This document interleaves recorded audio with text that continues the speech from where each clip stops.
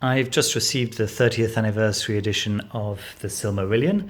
This is in the same collection as The Lord of the Rings, the 50th anniversary edition, and it's in a very similar style. Now, the Lord of the Rings and the Hobbit had some holes cut in the slipcase. This one doesn't. It's just got this lovely mandala, which is stamped in gold on the dark blue textured paper. Feels very nice. Feels quite leathery. It's in fact, I'd say this is a nicer texture than the texture on the Hobbit, at least. If I just compare it, you can see that this one's a little bit, well, the texture is a little bit shallower. There we go. Feels very nice and soft. The mandala is stamped again on the cover. The spine is clearly designed to sit next to the other books in the collection, with the the monogram stamped in gold. It looks fine sitting together. They were obviously printed at different times, probably by different printers. If I just have a quick look over here, when the Hobbit was when this deluxe edition was printed, no, I'm not going to find it. Here we are, 2004, whereas the Silmarillion is 2007. Right, let's have a look inside. Inside, the truth is, the contents are sparse. There are two color illustrations, the first one being just on the very front. There's a frontispiece.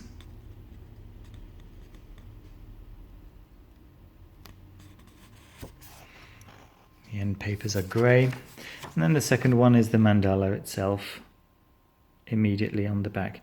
Other than those two, there are no other illustrations throughout the book. There's a nice blue ribbon. I'll show you the contents. There is this nice history of forewords and prefaces from various editions. And the stories themselves, followed by a few tables of genealogies, and there's a nice index of names. There is a nice bichromatic map in the back as well. So this is the very first foreword that Christopher Tolkien wrote in 1977, which I believe was about, was it 4 years after the death of his father, JRR Tolkien. And then there's another preface to the 1999 edition, and a letter by JRR Tolkien to Milton Waldman. Then the story starts. The paper is very, very white, quite cold white, but the font is it's reasonably easy on the eye. Let me show you the appendices.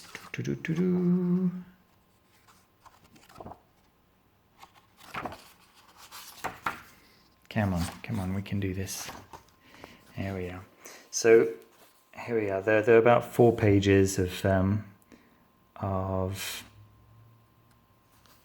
genealogies, really nicely handwritten.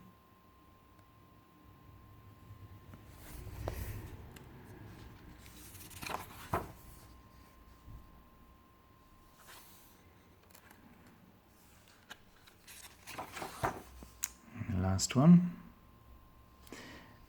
And then some notes on pronunciation.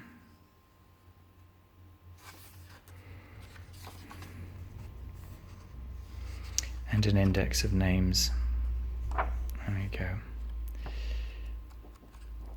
Now, let me show you finally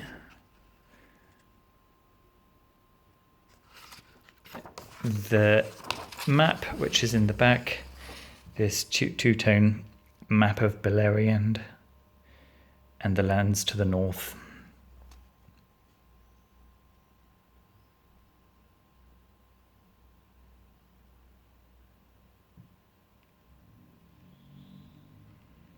There we go. So that's very nice. As you know, the Silmarillion is quite dry in terms of its style. It's a history, and it's not written in a particularly appealing way. I'm not 100% sure that it was ever intended to be published. However, the Children of Hurin takes one of the chapters from here and develops it. Christopher Tolkien developed that story into a